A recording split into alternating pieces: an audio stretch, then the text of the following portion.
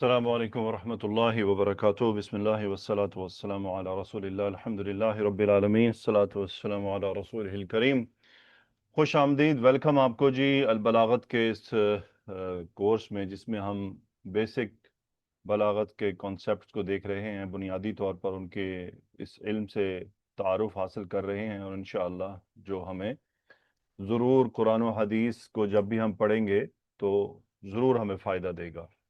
اللہ سبحانہ و تعالیٰ مجھے اور آپ کو ثابت قدمی عطا فرمائے، اور ہمارے سینے کو کھول دے، اور ہمارے لیے اسے سیکھنا آسان بنا دے، اور شیطان کی چالوں کو ہم سے دور کرے، جو ہمیں بار بار آ کے دینی علوم کے بارے میں ہمیشہ یہ کہتا ہے کہ یہ مشکل ہیں اور آپ اس سے دور رہیں۔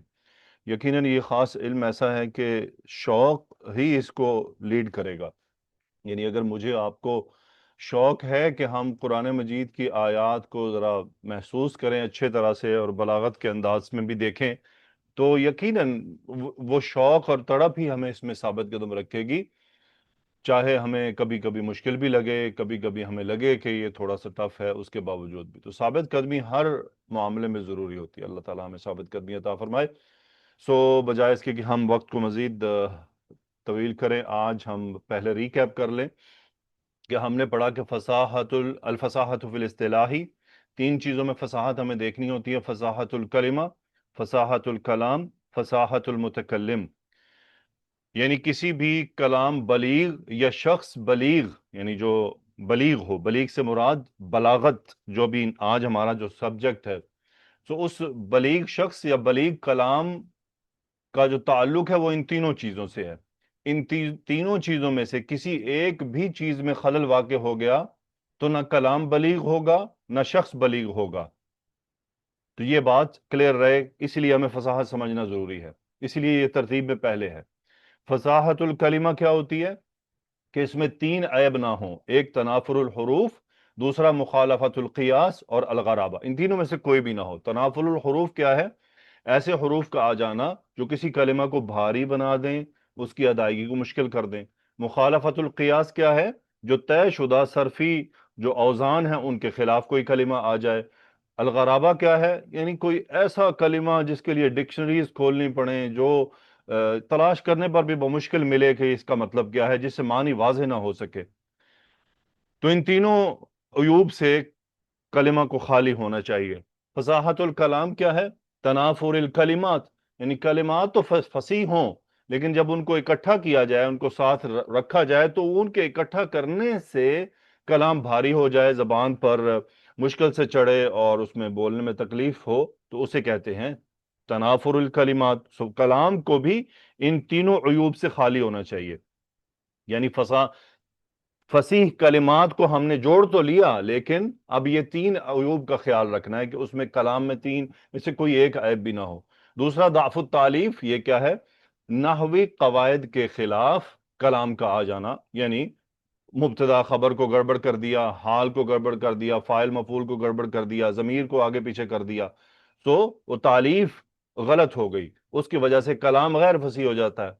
تاکید کیا ہوتی ہے؟ تاکید کی دو اقسام ہیں: معنوی یا لفظی۔ یعنی تاکید ایسا معاملہ ہوتا ہے کلام میں جس کی وجہ سے ہم کلام کے معنی کو سمجھ نہیں پاتے ہیں کہ کہنے والا کیا کہنا چاہ رہا ہے، اس کا مقصد کیا ہے۔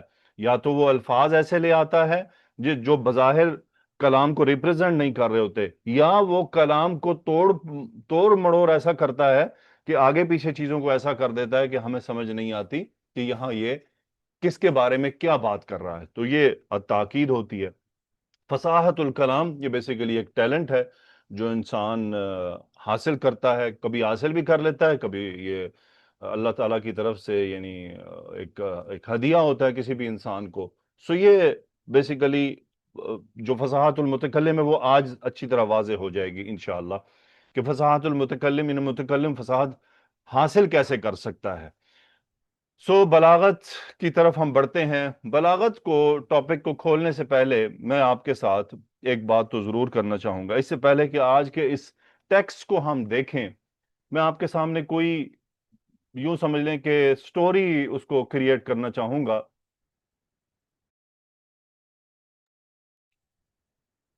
میں بلاغت کے بارے میں آپ سے چند باتیں کرنا چاہوں گا جس کے ذریعے آپ کے مائنڈ میں کچھ نہ کچھ ایک نقشہ طے ہوگا کہ آج جو ہم نے سٹڈی کرنا ہے وہ کیوں ہے اور کیا ہے۔ بیسیکلی بلاغت کا اصل مطلب ہوتا ہے پہنچ جانا، یعنی وصول، کسی مقام پر پہنچنا، کسی پوزیشن پر، کسی جگہ پر پہنچ جانا کسی خاص اچھے طریقے سے۔ اب بلاغت کی میں کچھ سادہ سی ایگزامپل دیتا ہوں، یہ کوئی بہت بڑی فصیح مثالیں نہیں ہیں لیکن بات کو سمجھانے کے لیے۔ مثلا ایک آدمی ہے، وہ کسی کی شادی پر جاتا ہے، اور شادی پر جا کر اب اسے اس کے ساتھ بات کرنی ہے، اور وہ وہاں جا کر کہتا ہے، جس کی شادی ہوئی ہے اس کو جا کر کہتا ہے انا للہ و انا الیہ راجعون۔ اب تھوڑا سا غور کریں، انا للہ و انا الیہ راجعون، اس میں تمام کے تمام کلمات فصیح ہیں اور کلام بھی فصیح ہے، لیکن جس آدمی نے شادی کے اوپر مبارک دینے کی بجائے انا للہ و انا الیہ راجعون پڑھا ہے، اس کا مطلب وہ شخص بلیغ نہیں ہے۔ اس نے کلام تو فصیح استعمال کیا ہے لیکن بلیغ نہیں ہے، یعنی اس کو یہ نہیں پتا تھا کہ یہ جو سچویشن ہے یہ کیا ڈیمانڈ کر رہی ہے اور مجھے اس سچویشن کے اکارڈنگلی کیا گفتگو کرنی ہے، کیا چیز سامنے پیش کرنی ہے۔ تو اس کا مطلب یہ آدمی فصاحت کے کلمات تو استعمال کر گیا، فصیح کلام بھی استعمال کر گیا، انا للہ و انا الیہ راجعون، درست کلام، فصیح کلام، فصیح کلمات، لیکن ہوا کیا؟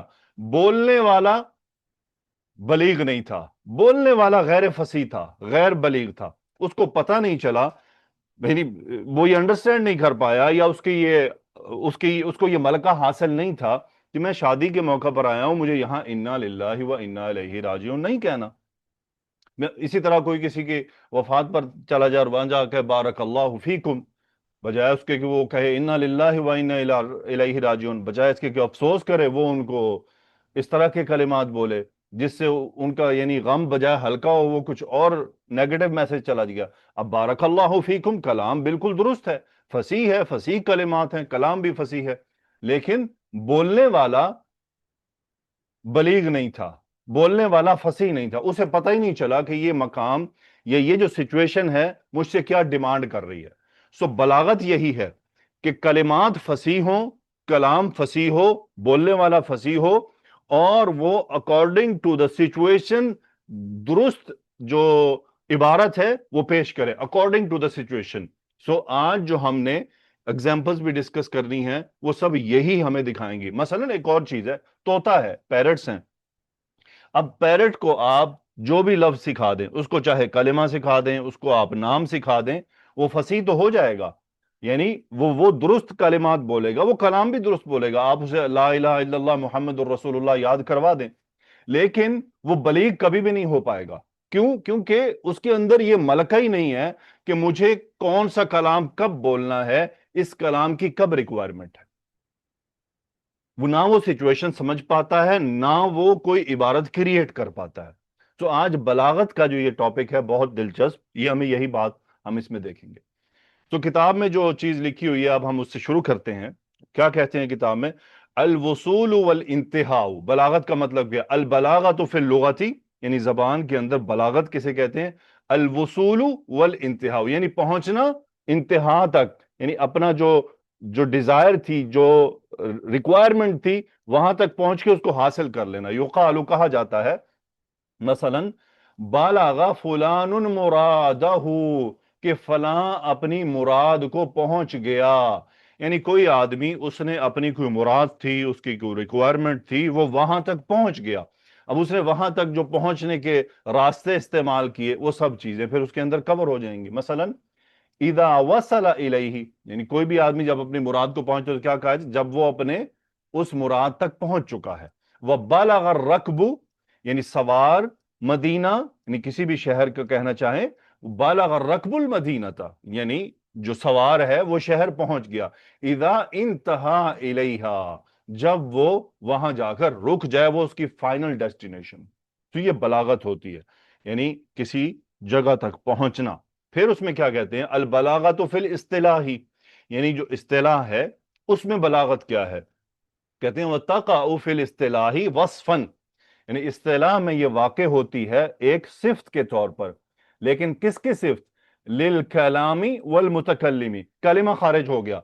अब यहां जो ये सिफ्त है ये वाक़े होगी कलाम में, कि यानी कलाम बलीग फसीह हो और मुतकल्लिम भी बलीग फसीह हो। यानी अब ये जो क्वालिटी है ये डिपेंड करेगी कलाम की, यानी जो इबारत क्रिएट की गई है, और जिसने क्रिएट की है उसके ऊपर। तो ये उसकी दो सिफात हैं। सो फसाहत किसमें थी? फसाहतुल कलिमा, फसाहतुल कलाम, फसाहतुल मुतकल्लिम। बलागत क्या होती है? बलागतुल कलाम, बलागतुल मुतकल्लिम। इसका ताल्लुक कलिमा से नहीं होता। सो फबलागतुल कलामी मुताबिकतुहु लिमुक्तदल हाली मअ फसाहतिही। ये बात सबसे पहले हम बिठा लें कि फसाहत तो हर सूरत में जरूरी है। कलिमा फसी हो, कलाम फसी हो और मुतकल्लिम फसी हो, फिर ही हम इस पोजीशन पर पहुंचेंगे। अब ये वो क्या कहना चाहते हैं कि कलाम की बलागत क्या होती है? कलाम की बलागत है यानी मुताबिकत, जो मैंने भी आपको मिसालें दी। मुताबिकतुहु मुक्तदा, मुक्तदा क्या है? यानी इबारत। यानी अब जो आदमी गया और उसने किसी की शादी पर जाके इन्ना लिल्लाहि व इन्ना इलैहि राजिऊन बोला, ये मुक्तदा था, ये मुक्तदा था। और हाल क्या था? शादी। यानी वो जो शादी पर उसने जो मुबारक देनी थी वो मुबारक हाल थी। सो वो मुबारक ने उसको फोर्स करना था मुक्तदा क्रिएट करने पर, यानी मुनासिब इबारत क्रिएट करने पर, लेकिन वो उसमें नाकाम हो गया। हालांकि कलिमात उसने फसी इस्तेमाल किए। तो उसमें क्यों नाकाम हुआ? क्योंकि जो मुतकल्लिम है वो बलीग नहीं था। हाल की वो क्या, जो अरबिक, अब देखें मैंने तो आपको सादा अंदाज में मुक्तदा और हाल की एग्जांपल सिखा दी हैं, लेकिन अब हम किताब के तहत देखते हैं कि किताब में वो इसे क्या कहना चाह रहे हैं। वो कहते हैं अल हालु, हाल, युसम्मा बिल मकामी, इसको मकाम कहा जाता है। हुवल अमरुल हामिलु, यानी ये वो अमर है, यानी ये वो मामला है जो किसी मुतकल्लिम को फोर्स करता है कि वो कोई खास इबारत खास शक्ल पर लेकर आए। यानी एक आदमी शादी पर गया, उसने वहां जाकर उसको मुबारकबाद देनी थी, तो अब वो जो मुबारकबाद देना है, यानी वो जो मुबारकबाद देने की वजह वो शादी है, वो अमरुल हामिल है। वो अमरुल हामिल है जो फोर्स कर रहा है मुतकल्लिम को कि वो शादी पर जाकर एक खास शक्ल में एक इबारत कहे।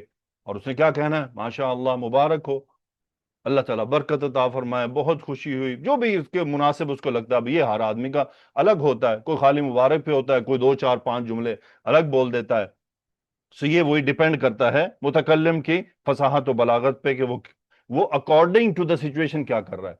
मजीद ये बात और भी वाज़ेह हो जाएगी। रही बात मुक्तदा की, कि मुक्तदा को वो अरबी में क्या कहते हैं? अल मुक्तदा वो युसम्मल एतबार अल मुनासिब। ये जो एतबार अल मुनासिब है वो यही कि मुनासिब इबारत हुवा सूरतुल मखसूसतुल लती तुरदु अलैहा अल इबारतु, यानी वो खास शक्ल है इबारत की जिस पर इबारत पाई जाती है। तो वो मुक्तदा है, यानी वो जो ये अब एक्चुअली ये यानी मौका और गुफ्तगू का मजमुआ है कि मौके की मुनासिबत से मुनासिब अंदाज में कलाम करना। तो ये फाइनली इसकी जो टोटल जो डेफिनेशन या टोटल जो एक्सप्लेनेशन है सादा अंदाज में, वो यही है।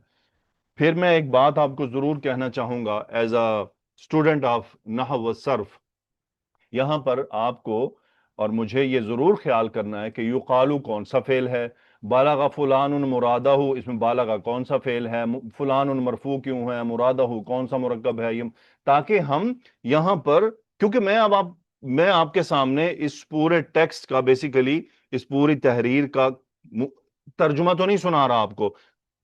बेशक ये उसको रिप्रेजेंट कर रहा है, लेकिन आप उसको अंडरस्टैंड कर सकते हैं कि अब इसका तर्जुमा क्या बनता है। इदा वसला इलैहि व बलग रकबुल मदीनता इदा इंतहा इलैहा, अब इलैहा में हा कहां जा रहा है जमीर, ये इलैहि में ये हा जमीर कहां जा रही है, मुरादुहु में ये हु जमीर कहां लौट रही है, तो हम फिर दुरुस्त तर्जुमा कर पाएंगे। इसी तरह पूरे इस स्लाइड को देख लें कि अलहाल वो युसम्मा बिल मकाम, या युसम्मा का नाइबुल फाइल किधर लौट रहा है? हुवल अम्रुल हामिलु लिल मुतकल्लिमी अला अन यूरिदा इबारतहु अला सूरतिन मखसूसा, यानी ये जो हाल होता है ये फोर्स करता है मुतकल्लिम को, जिसे मकाम कहा जाता है टर्म में, कि वो अन यूरिद औरद यूरिदु, यानी लेकर आना, खींच कर आना, बनाना, ड्रॉप करना। अन यूरिद इबारतहु, वो अपनी इबारत को کریٹ کرے علی صورت مخصوصہ، ایک خاص مخصوص شکل میں. مقتدا کیا ہوگا؟ وَيُسَمَّ الْاعْتِبَارُ الْمُنَاسِبُ هُوَ الصُّورَةُ الْمَخْصُوصَةُ، یہ خاص شکل ہے، الَّتِي تُورَدُ عَلَيْهَا الْعِبَارَةُ، جس پر عبارت پائی جاتی ہے، جس پر عبارت سٹے کر رہی ہوتی ہے. اب وہی اِنَّا لِلَّهِ وَإِنَّا إِلَيْهِ راجعون اور اس طرح کے ایگزامپلس. اب اس کو انہوں نے مزید ایک ایگزامپل کے ذریعے واضح کیا یہاں. اور اب چونکہ میں نے تو آپ کو سادہ مثالیں دی ہیں، لیکن انہوں نے یقینی طور پر یہاں بہترین پیش کیا. مثلا وہ کہتے ہیں کہ المدح حال، یعنی آپ کسی بادشاہ کے پاس جاتے ہیں اور بادشاہ کے ساتھ کو آپ کو، یعنی آپ نے بادشاہ کو ویلکم کرنا ہے یا اس کے سامنے جانا ہے یا وہ آپ کے پاس آیا یا اس سے ملاقات ہے یا جو واٹس ایور. اب کیا ہے کہ آپ کو اس کی تعریف کرنی ہے. اب یہ جو تعریف کرنا ہے یہ ایک حال ہے جو آپ کو فورس کرے گا کس بات پر، کہ اب تعریف یہ تو نہیں کریں گے نا کہ مثلا یہ بادشاہ بہت اچھا آدمی ہے، چلیں جی ٹھیک ہے اپنی اگلی بات شروع کریں. نہیں، بالکل بھی ایسا نہیں ہوگا، کیونکہ اب سچویشن ہم سے ڈیمانڈ. اب دیکھتے نہیں آپ جب سٹیج پر ویلکم کیا جاتا ہے تو کس طرح ویلکم کرتے ہیں، شیخ فلان فلان فلان ان کی برکات تو وہ لگے رہتے ہیں. تو ان چار جملے یہ کیا ہوتا ہے؟ بیسیکلی مدح ہو رہی ہوتی ہے، تعریف ہو رہی ہوتی ہے. تعریف میں کلام لمبا کیا جاتا ہے. جب بھی آپ شاعری دیکھیں تو اس میں جب شاعر جو ہے وہ تعریفوں پر اترتے ہیں تو وہ پھر لگے ہی رہتے ہیں، وہ چلتے ہی رہتے ہیں. اب وہ کیا ہے کہ وہ حال، وہ جو سچویشن ہے وہ ڈیمانڈ کر رہی ہے کہ کیا کیا جائے. یدعو، یعنی وہ جو حال ہے وہ یدعو، وہ ڈیمانڈ کر رہا ہے لإیراد العبارت، یعنی عبارت کو لایا جائے علی صورت الاتناب. اتناب کیا ہوتا ہے؟ بات کو لمبا کرنا. بھی آپ انشاءاللہ ہم اس میں علم المعانی کا یہ لاسٹ چیپٹر ہے، ہم پڑھیں گے، اس میں ہم دیکھیں گے کہ اتناب کیسے ہوتا ہے، کب ہوتا ہے. قرآن مجید میں ہم انشاءاللہ پہچانیں گے کہ یہاں اللہ سبحانہ و تعالیٰ نے جو کلام کیا ہے یہ اتناب ہے، اس کے اگینسٹ ایجاز ہوتا ہے. ایجاز ہوتا ہے کلام مختصر کرنا. یدعو لإیراد العبارت علی صورت الاتنابی، کیا ہوا؟ المدح حال، حال نے کسی کو فورس کیا کیا کرنے پر؟ لمبی بات کرنے کا. پھر وہ کہتے ہیں وذکاء المخاطب حال، ایک اور کنڈیشن ہے. آپ کے سامنے ایک آدمی ہے، مثلا آپ اب دیہات میں چلے گئے ہیں، اور اب دیہات میں گئے ہیں تو صاف ظاہر ہے کہ آپ کو اگر وہاں دعوت کا کام کرنا ہے یا کوئی علمی بات کرنی ہے تو ان کے لیول کے حساب سے بات کرنی. یہی بلیغ متکلم کون ہوتا ہے کہ اس کو فصاحت تو پتا ہو کہ کلمات فصیح کیا ہیں، کلام فصیح کیا ہے. اب اس کو یہ بھی کرنا ہے کہ اس کو یہ بھی پتا ہو کہ مجھے کس سے کس انداز میں بات کرنی ہے. مثلا میں جو بیسک گرامر کے سٹوڈنٹ ہیں ان سے یہ بلاغت کی باتیں کرتا ہوں تو اس کا مطلب میں تو سٹوپڈ ہوں کہ مجھے پتا ہے کہ ان کو بھی اس چیز کا علم نہیں ہے. میں ان کے سامنے جناب بلاغت کے ٹاپک سے لے کر بیٹھ گیا ہوں. سو وہ آدمی بلیغ کہلاتا ہے جو اگلی سچویشن کو، لوگوں کو، ان کی ذہانت کو سمجھ رہا ہے. مثلا آپ ایک بچے سے بات کر رہے ہیں، جب آپ بچے سے بات کرتے ہیں تو آپ اس کی ذہانت کے حساب سے بات کرتے ہیں، اس کے لیول کے حساب سے بات کرتے ہیں، اس کے سامنے وہ بات کرتے ہیں جو وہ سمجھ سکتا ہے. تو آپ بعض لوگوں کو دیکھتے ہیں، آپ ان کے کبھی مثلا، یہ ہر ایک آدمی کا انداز ہوتا ہے، آپ ان کے لیکچر میں جائیں اتنی بھاری بھرکم باتیں کریں گے کہ وہ سامنے والے 70-80% کے پتہ نہیں کیا کہنا چاہ رہا ہے اور یہ کہہ کیا رہا ہے. کبھی کبھی ایسی صورتحال آ جاتی ہے. تو یہ ایک ٹیلنٹ ہوتا ہے بیسیکلی، یہ سیکھا بھی جا سکتا ہے، یہ خداوندی بھی ہوتا ہے. سو ذکاء المخاطب حال، مثلا مخاطب کہا جا رہا ہے یہاں، مخاطب نہیں. مخاطب کا مطلب ہے سامنے جس سے بات کی جا رہی ہے. یعنی اگر میرے سامنے کوئی ذہین آدمی موجود ہے، بہت ہی بڑا، یعنی بہت کہہ لیں جیسے ماشاءاللہ اب آپ لوگ نحو کے سٹوڈنٹ ہیں، آپ بہت ذہین ہیں، تو مجھے اس پورے ٹیکسٹ کو بہت لمبا کھینچنے کی ضرورت نہیں ہے. تو میں کیا کروں گا؟ یدعو لإیرادھا علی صورت الایجازی، یعنی اگر سامنے والا، اب یہ پھر وہی بات کہ جو متکلم ہے اس کی ٹیلنٹ پر ڈیپینڈ کرتا ہے کہ وہ سامنے والوں کو کیا سمجھ رہا ہے. میں اگر کسی غبی سے بات کر رہا ہوں خدا نخواستہ تو یقیناً میں اس کے سامنے، مثلا ایک ایگزامپل دی جاتی ہے، اینا خالد، خالد کہاں ہے؟ آپ کہتے ہیں فی المطبخی، وہ کس میں ہے؟ مطبخ میں ہے. اب آپ نے کیا کیا؟ آپ نے یہ نہیں کہا کہ خالد فی المطبخی یا ہوا فی المطبخی، آپ نے کلام کا ایجاز کر دیا. کیوں؟ آپ کو پتا ہے کہ سامنے جو بندہ ہے یہ اتنا سمجھدار ہے کہ یہ مجھ سے یہ نہیں پوچھے گا یہ فی المطبخی کون ہے. لیکن اگر آپ کو پتا ہو کہ یہ سامنے والا اتنا غبی ہے کہ اس کو بات سمجھ نہیں آئے گی تو آپ اسے واپس لوٹائیں گے. این خالد خالد فی المطبخ، یعنی خالد کے حذف کرنے کی جو ڈیمانڈ پیدا ہوئی وہ اس لیے کہ مجھے پتا ہے کہ مخاطب جو ہے جس نے مجھ سے سوال کیا، آپ نے مجھ سے سوال کیا این خالد، میں کہتا ہوں فی المطبخ، مجھے پتا ہے کہ آپ اتنے ذہین ہیں کہ آپ کو یہ پریشانی نہیں ہوگی کہ میں نے ہوا ضمیر جو ہے وہ محذوف رکھی ہے، انڈرسٹوڈ ہے، لیکن کچھ ایسے بھی آ جائیں گے اس نہیں ہمیں تو سمجھ نہیں آئی یہ مطبخ میں کون ہے، تو کئی سارے بندے ہو سکتے ہیں، آپ نام بتائیں، کچھ ایسے لوگ بھی ہوتے ہیں، تو اکارڈنگلی ہم جواب دیتے ہیں، تو سامنے والا مخاطب کی ذہانت کو دیکھا جاتا ہے۔ تو یہ جو میں نے ابھی کہا کہ آپ نے مجھ سے کہا آئین خالد، میں نے کہا فی المطبخی، میں نے ایجاز سے کام لیا۔ کیوں ایجاز، اختصار؟ کیونکہ مجھے پتا ہے کہ آپ ماشاءاللہ ذہین ہیں، آپ کو لمبی تفصیل کی ضرورت نہیں ہے، لیکن عین ممکن ہے کہ آپ کسی بچے سے اگر اس قسم کی بات کریں گے تو بچے کو آپ پوری بات کریں گے۔ خالد، مثلا خالد کہاں ہے؟ کچن میں ہے، کیونکہ بچہ ہے، ابھی اس کے وہ انڈرسٹینڈنگ لیول نہیں ہے، وہ ہو سکتا ہے اس لیول پر نہیں ہے، ابھی تو وہ سیکھ رہا ہے، ابھی تو ابتدا ہے، کلام سیکھ رہا ہے۔ سو یہ ہوتا ہے کہ مخاطب کی جو ذہانت ہے وہ ایک حال ہے جو ہمیں فورس کرتی ہے کہ ہمیں کیسا کلام کرنا ہے۔ میرے خیال ہے بہت ساری لمبی باتیں ہو گئی ہیں، تو فائنلی انہوں نے کتاب میں ان دونوں سچویشن کا نچوڑ یہ نکالا ہے، فَكُلٌّ مِّنَ الْمَدْحِ وَالذَّكَاءِ، یعنی یہ جو مدح ہے اور یہ جو ذکاوت ہے، جو ذہانت ہے، یہ دونوں حال ہیں، یہ دونوں کیا ہیں؟ حال ہیں۔ وَكُلٌّ مِّنَ الْإِطْنَابِ وَالْإِيجَازِ، یعنی کلام کو اتناب پر لے کر آنا اور ایجاز پر لے کر آنا، یعنی خاص شکل میں لے کر آنا، یہ مقتضا کہلاتا ہے، یعنی وہ جو ریکوائرمنٹ ہے ہماری، وہ ایراد الکلام علی صورت الاتناب والیجازی کہا جاتا ہے مطابقۃ للمقتدا، یعنی ہم جو کلام کو اتناب اور ایجاز پر لے کر آئے ہیں فائنلی، یہ کیا کہلاتا ہے؟ ہم نے حال یعنی مقتضى الحال، حال کے مطابقۃ لمقتضى الحال، یعنی جو سچویشن کی ریکوائرمنٹ تھی اس کے مطابق کام کیا، یہ بیسیکلی ٹوٹلی بلاغت ہے۔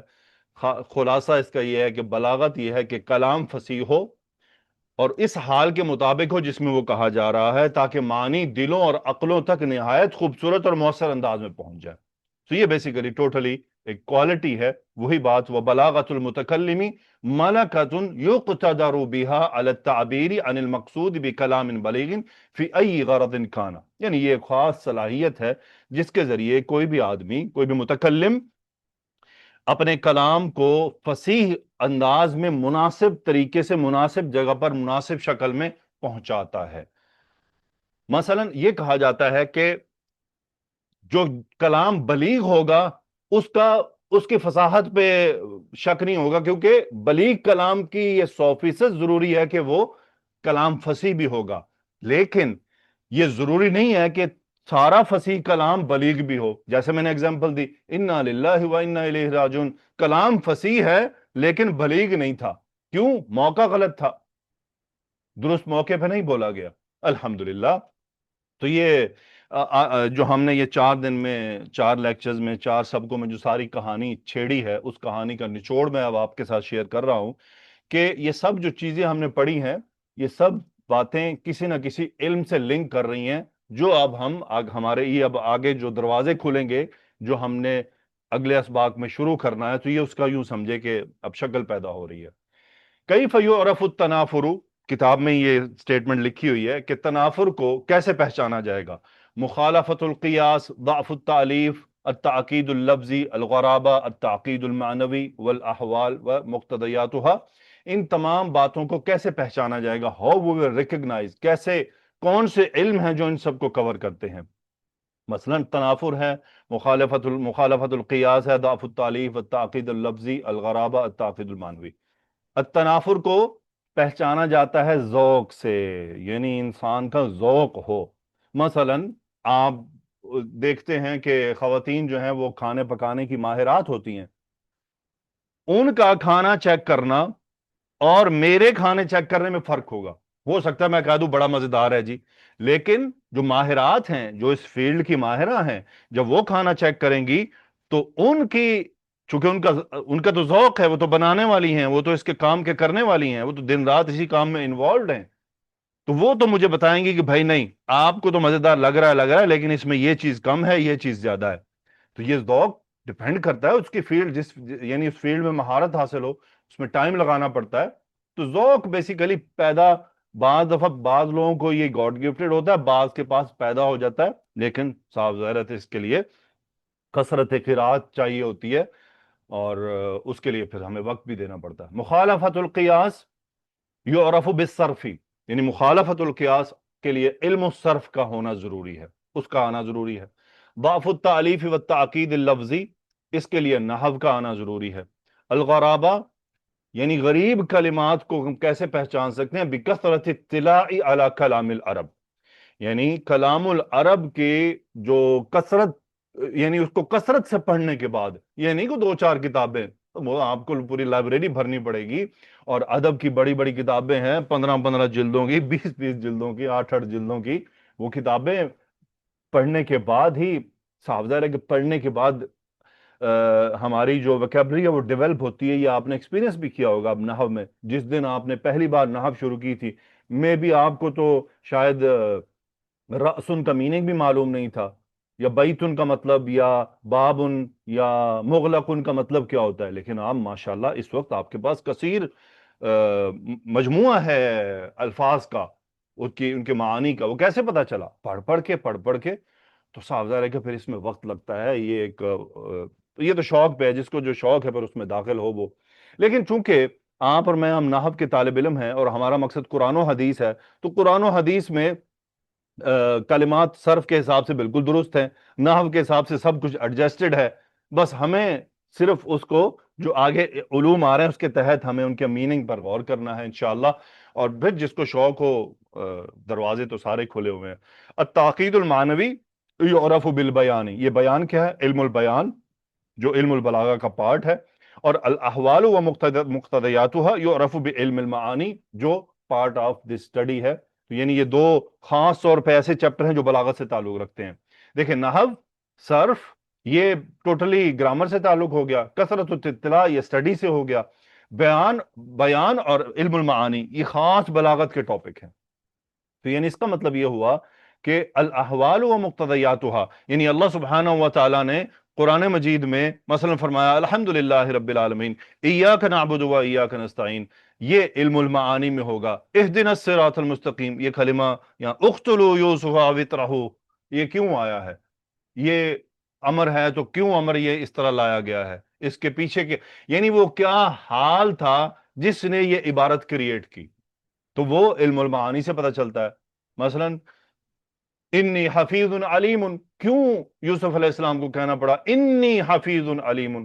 کیوں ایک دفعہ امراۃ العزیز کہہ رہی ہے لقد راودتہ عن نفسی، دوسری جگہ کہہ رہی ہے انا راودتہ عن نفسی؟ ایک ہی بات ہے، ایک جگہ لقد کہہ رہی ہے، دوسری جگہ انا کہہ رہی ہے. یہ کون سا علم بتائے گا؟ یہ علم المعانی بتائے گا کہ کیا سبب تھا کہ وہاں اس نے لقد کہا ہے، وہاں اس نے انا کہا ہے. جیسے ایک اور سورہ میں آتا ہے انا الیکم مرسلون، پھر آتا ہے انا الیکم لمرسلون. کیا ہوا؟ ایک جگہ خالی مرسلون آ رہا ہے، پھر لمرسلون آ رہا ہے. کیا سبب پیش آیا؟ کیا وجہ ہوئی کہ یہ لام مزاحلقہ لانا پڑا؟ تو یہ تمام چیزیں علم المعانی کے اندر موجود ہیں.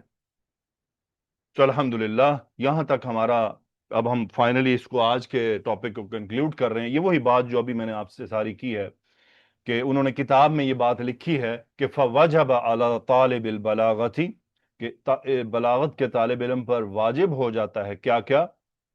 معرفت اللغة والصرف والنحو والمعانی والبیان مع کونہ سلیم الذوق کثیر اطلاع علی کلام العربی. یعنی اس پر اب یہ بات واجب ہے کہ وہ لغت کے علوم سے واقف ہو. اس میں کیا ہے؟ صرف، نحو، معانی، بیان. اور پھر یہ ہے کہ اس کا ذوق بھی اچھا ہو، اس کو الفاظ کی خوبصورتی کا پہچان ہو. تو بات یہ ہے کہ قرآن مجید اور احادیث میں تو ایسا کوئی مسئلہ نہیں. سلیم الذوق کا اصل کام آتا ہے جب خاص طور پہ شعر و شاعری ہو. لیکن سلیم الذوق بعض دفعہ قرآن مجید کے معانی کو کی گہرائی کو سمجھنے میں ضرور مدد دیتا ہے. اور یہ سب چیزیں جب ہم یعنی ہم دیکھتے ہیں نا کہ ایک ہی کلمہ، اس کے کئی سارے معنی ہیں. جب ہم مختلف کتابیں پڑھیں، مختلف ادب کی کتابیں پڑھیں، تو ہمیں ایک ہی کلمہ ہو سکتا ہے 5-6 جگہوں پر مختلف میننگ میں پتہ چلے. تب ہمیں پتہ چلتا ہے کہ یہاں اس آدمی نے یہ کلمہ اس لیے استعمال کیا، وہاں اس آدمی نے یہی کلمہ کسی اور میننگ میں استعمال کیا. یہ ہمیں فائدہ دیتا ہے. سو فائنلی ٹوٹلی کنکلوژن جو اب تک ہم نے 4 دن میں کہانی گھڑی، یہ اس کہانی کا پورا رزلٹ ہے کہ فصاحت الکلامی کیا ہونا چاہیے؟ عدم تنافر الحروفی، عدم مخالفت القیاسی و عدم الغرابہ۔ بعض دفعہ ٹائپنگ میں یہ تھوڑی تھوڑی غلطیاں ہوتی ہیں، اس پر آپ نے خود توجہ کر لینی ہے۔ عدم تنافر الحروف اور عدم مخالفت القیاس و عدم الغرابہ، یعنی فصاحت کے اندر یہ 3 میں سے کوئی بھی عیب نہیں ہونا چاہیے۔ عدم تنافر الحروف کیسے پتہ چلے گا؟ ذوق سے۔ مخالفت القیاس کیسے پتہ چلے گا؟ علم الصرف سے۔ غرابت کیسے پتہ چلتی ہے؟ کثرت الطلائی یعنی کلام العرب۔ پھر ہم نے پڑھا جو فصاحت الکلام ہے، یہ تو ہو گیا فصاحت الکلمہ، یہ والے ہو گیا فصاحت الکلمہ، اور یہ ہے فصاحت الکلام سارے۔ اس میں کیا ہے؟ عدم ضعف التعلیفی، عدم التاکید اللفظی اور عدم التاکید المعنوی۔ عدم الضعف التعلیف اور لفظی یہ پتہ چلتی ہیں علم النحو سے، یعنی نحوی قواعد کے ذریعے میں پتہ چلتا ہے کہ یہاں کیا گڑبڑ کی گئی ہے۔ اور جو معنوی ہے وہ علم البیان سے پتہ چلتی ہے، جیسا کہ ہم نے اگزامپل دی تھی کہ نشر الملک السنتہ نہیں ہونا چاہیے تھا، عیونہ ہونا چاہیے تھا، وہ علم البیان ہے۔ چونکہ کنایا استعمال کیا گیا ہے تو کیوں کون سا لایا گیا ہے، تو اس کو جو ہے وہ علم البیان دیکھتا ہے۔ اور مطابقت الکلامی لمقتضی الحالی علم المعانی، یہ اسٹڈی کرتے ہیں تو الحمدللہ فائنلی ہم انشاءاللہ یہ اس دروازے کے ذریعے داخل ہو رہے ہیں۔ علم البلاغہ کو علماء بلاغہ نے 3 علوم میں تقسیم کیا ہے: علم المعانی، علم البیان، علم البدی۔ انشاءاللہ باذن اللہ اگلے سبق سے ہم علم المعانی سے ابتدا کریں گے، اور اب تک 4 لیکچرز میں ہم 30 منٹ 35 منٹ پر پہنچے ہیں، لیکن انشاءاللہ علم المعانی سے یہ مقدار بھی کم ہو جائے گی اور وقت بھی کم ہو جائے گا۔ ہم بہت سلولی چھوٹے چھوٹے سبجیکٹ کے ذریعے اس کو لے کر چلیں گے، تھوڑے تھوڑے حصے کو کریں گے تاکہ ہمیں بوجھ محسوس نہ ہو۔ انشاءاللہ بہت تھوڑا آپ کو فیل ہوگا کہ کتاب کی ہو سکتا ہے ہم صرف 3 یا 4 لانے ہی کریں، 3 یا 4 لانے ہی کریں ایک لیکچر میں، تاکہ ہم اس کو اچھی طرح سمجھ پائیں۔ البتہ میں کوشش ضرور کرتا رہوں گا کہ قرآن مجید سے میں جتنی بھی مثالیں لا سکوں، کیونکہ صاف ظاہر ہے کہ یہ بہت مہارت کا کام ہے قرآن مجید پر براہ راست بالکل درست اپلائی کرنا، یقیناً اس کے لیے کافی اعتماد چاہیے۔ اور جو بلاغت کی جو کتب ہوتی ہیں اس کے اندر زیادہ تر جو سپورٹ لی جاتی ہے ایگزامپلز کی، مثالوں کی، وہ شاعری ہوتی ہے، لیکن یہ ہے کہ کچھ کتابیں ہیں جن میں قرآن مجید کو بھی کور کیا گیا ساتھ ساتھ۔ تو آپ میرے لیے بھی ضرور دعا کیجئے گا، اپنے لیے بھی کیجئے گا، اللہ سبحانہ و تعالی ہم سب کو صحیح اور درست علم عطا فرمائے تاکہ ہم اپنے عمل کی بھی اصلاح کر سکیں۔ اللہ سبحانہ و تعالی ہمیں غلطیوں سے بچائے، عملی غلطیوں سے بھی اور علمی غلطیوں سے بھی۔ سبحانک اللہم و بحمدک، اشہد ان لا الہ الا انت، استغفرک و اتوب الیک۔ اللہم صلی وسلم علی نبینا محمد، آمین یا رب العالمین۔ السلام علیکم ورحمۃ اللہ وبرکاتہ۔